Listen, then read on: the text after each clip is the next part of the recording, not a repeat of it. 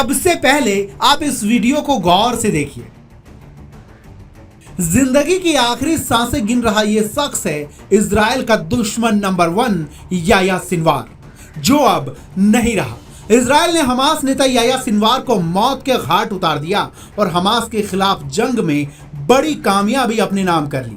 लेकिन इजराइल में कत्लेआम मचाने वाला याह्या सिनवार भले ही मर गया, मगर मरते मरते भी उसने बेंजामिन नेतन्याहू को अपने तेवर दिखा दिए। इसकी बानगी इस ड्रोन फुटेज में साफ तौर पर देखी जा सकती है। दरअसल इस वीडियो को इजरायली सेना ने जारी किया है। इस वीडियो में याह्या सिनवार गाजा के एक तबाह अपार्टमेंट में सोफे पर घायल बैठा दिख रहा है।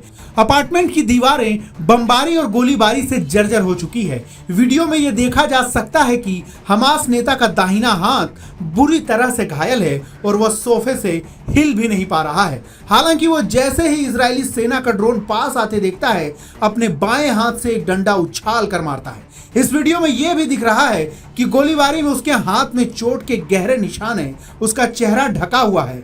हमास लीडर ने इजरायली सेना से बचने की पूरी कोशिश की, मगर इजरायली सेना ने उसे ढूंढकर मार गिराया।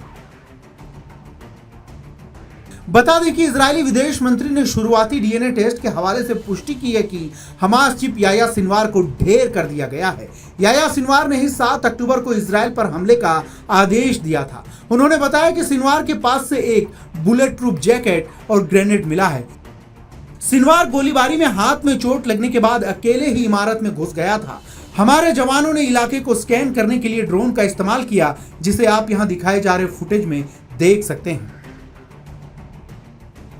फिलहाल हमास ने अब तक सिनवार पर कोई बयान जारी नहीं किया है। वहीं बेंजामिन नेतन्याहू ने कहा कि यह जंग के अंत की शुरुआत है। इजरायली रक्षा बल यानी आईडीएफ हमास के आतंकियों को चुन चुन कर मार रही है। याह्या सिनवार की मौत से हमास की कमर टूट गई है। यह इजराइल की बड़ी जीत है। कौन था Yahya Sinwar? Yahya Sinwar Gaza का लादेन और खान यूनिस का कसाई के नाम से कुख्यात था। याह्या सिनवार का जन्म 29 अक्टूबर 1962 को गाजा के खान यूनिस शरणार्थी शिविर में हुआ था। उसने गाजा के इस्लामिक विश्वविद्यालय से अरबी अध्ययन में डिग्री हासिल की थी। साल 1948 के अरब इजराइल युद्ध के दौरान सिनवार का परिवार अश्कलोन से विस्थापित हो गया था। यही वजह थी कि उसके मन में इजराइल के प्रति नफरत थी। शरणार्थी शिविर में बिताए गए शुरुआती जीवन से उसने इजरायली कब्जे का विरोध करना शुरू कर दिया था। याह्या सिनवार ने 1980 के दशक के अंत में हमास की एक इकाई माजद की स्थापना की थी। इसका उद्देश्य इजराइल का समर्थन करने वाले फिलिस्तीनियों की पहचान कर उन्हें खत्म करना था। कैसे बना सबसे खूंखार आतंकी? याह्या सिनवार को 1980 के दशक के अंत में इजराइल में गिरफ्तार किया गया था। उसने इजराइल के साथ काम करने वाले 12 लोगों की हत्या की बात स्वीकार की थी।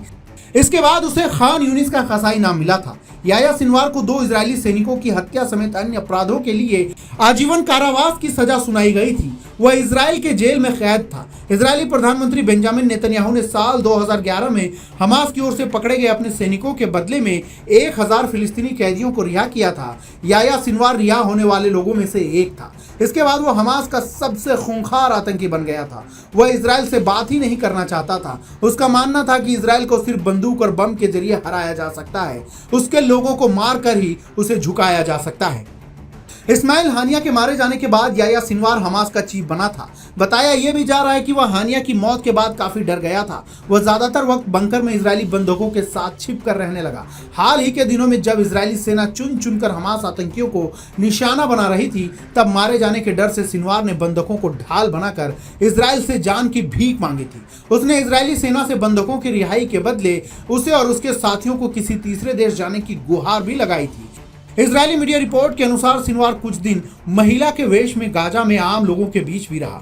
उसे डर था कि आईडीएफ सुरंगों को लगातार निशाना बना रही है और वो कभी भी मारा जा सकता है।